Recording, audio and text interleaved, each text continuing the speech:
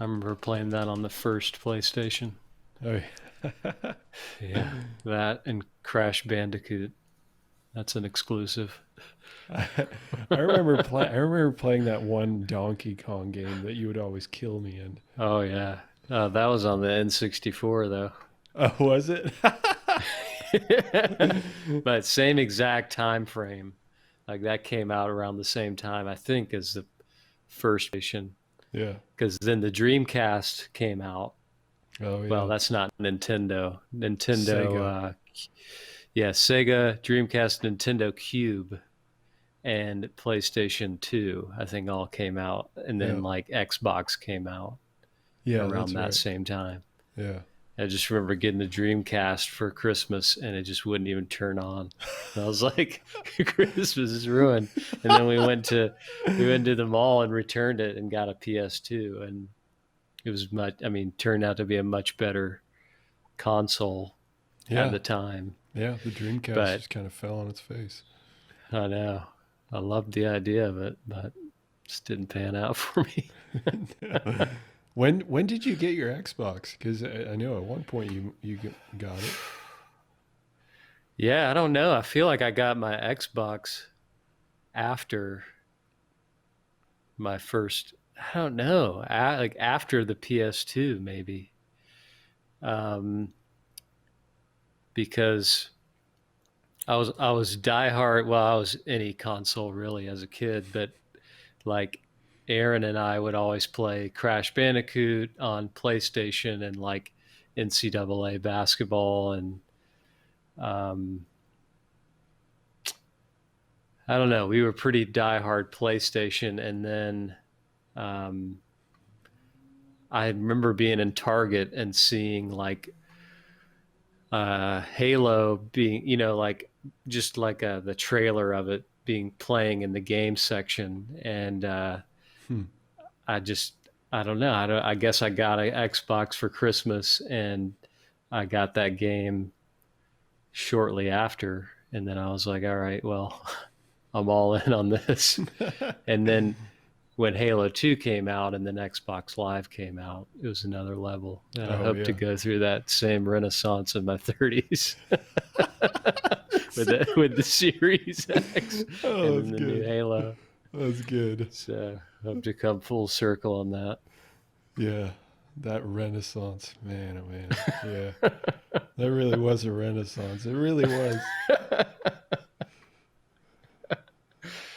Yeah, it's crazy how crazy or how much gaming has changed in, I don't know, 15 years or so. And that was like the forefront of what all gaming is based on now, which is online Hmm. and just playing with people all over the world. It was just wild to be like playing against somebody from a different country, just from nothing to that. It's kind of crazy. Yeah. Yeah. That's where trash talking was born. I mean, Oh, some of the yeah. most vile stuff possible. from some of the most like pipsqueak young Yeah. kids throughout the world who wouldn't dream of saying that in person, but Uh-uh. it gave people the ability to insult people horrifically, without repercussion. Nope. Nope. I mean, it was like a wall of sound that would hit you. Like you'd play the game, you wouldn't hear much, and then you'd get to the end, like after you lost, and you would like the menu would load, and you'd see everybody there for like I don't know Yeah, 20 yeah. seconds before it went to the next game, and people People were are talking. just talking so much Yeah. shit, Never especially if they played. won. Oh yeah. Because before you went into the match, you could see who you're playing, and you Hmm. could talk. You could hear them as well Yeah, yeah, before and after. yeah. Yeah, and then when you're in like close range to them in the Yeah, game right. as well. Exactly. Exactly. Just the greatest was just when someone, and I don't know who invented this, but when you when you died and you had your like respawn screen like showed your dead body for like 5 seconds, Yeah. and it would just be the best to see like, well, you'd be furious if it was you who were dead, and then the guy that killed you quick runs over and crouches over your Just head. teabags you. Yeah. I mean, in the moment you're furious, but looking back, I mean, it was great. That was like the victory dance. It really Like was. you had to do it. Like it was just like you kill a guy, you run over, you have to do that, and then you keep moving on. It's didn't even become fun anymore. It was just like, that's what you do. Totally. Yeah. Oh man. Yeah, that was a different time. Hopefully you're right that we can rekindle that renaissance. I know. I think it's possible. Yeah. Because if they, are waiting an entire year to make sure this new Halo is right, then I don't see why not. I mean, everybody's got faster internet now. There's no excuses. Yeah. I think what made it the best though too is like you actually met people that, and I think that's something that I would want to do is you actually met people online that sometimes were like really cool. Mm-hmm. And then you ended up like trying to figure out, hey, when are you going to be on so that I can be on at the same time? Right. And one thing that I do not understand why Halo does not do this is clans. They used to have clans in Halo 2 and the ranking system was from 1 to 50. And 50, it was impossible to get to 50 unless you cheated. Like that was the only way to get to 50. So and I'm not joking about that. Plenty Like, of people literally did. Impossible. Yeah, but you still saw like the occasional 50. You'd be like, okay, we're gonna get fucked because it's not that this guy's good. It's that he's cheating.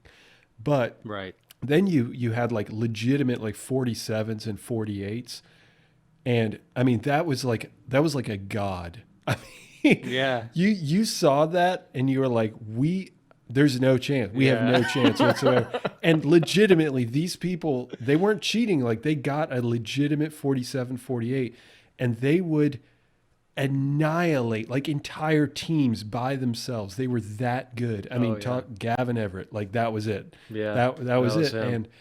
And so the ranking system though would actually punish you if you lost. So people actually cared about winning and losing. Mm-hmm. I remember when like if you're like a 48 and you lose a game because your team like, fucks up or whatever, like you were at risk of actually dropping down to a 47.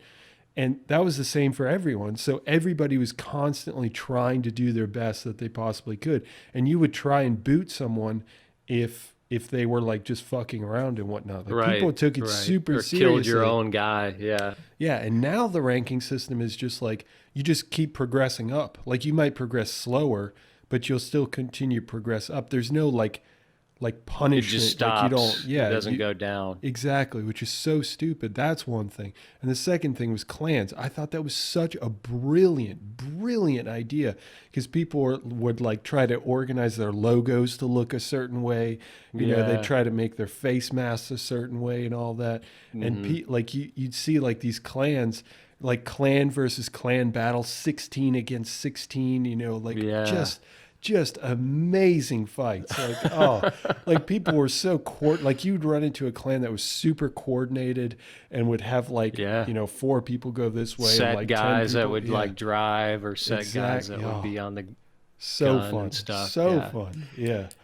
Because we had a ton of people from school that would play and like a lot of people that were kind of on the same skill level. So it was a lot easier to just be like, yeah, we might as well just play Slayer or Big Team Battle or something with everybody because there's not really a weak guy. And then, until Gavin advanced to a level where you would see him online and you're just like, send him a request and he's just like, nah, I'm good. I'm going to play with these other guys. You're like, all right, sweet. That's fair fine. enough. We understand. We suck by comparison. And you could do custom matches online as well, right? Yep. Yeah. Halo 2 was the game. It was perfection. It really was. It was just perfection all the way around. They nailed it. Yeah, they did. For the life of me, I will never understand why they took away dual wielding in Halo 4, and in Halo 3, I think Halo 3 they got rid of clans. So it was only Halo 2 that had clans and dual wielding. And that was like the pinnacle, you know. Yeah. And I just hope. I hope you're right. And you'd have to, yeah, you would have to think there's that everybody who, well, not everybody, but, you know, of all the people who had an Xbox when Xbox Live, you know, originated, they also probably played Halo 2 and feel a similar way.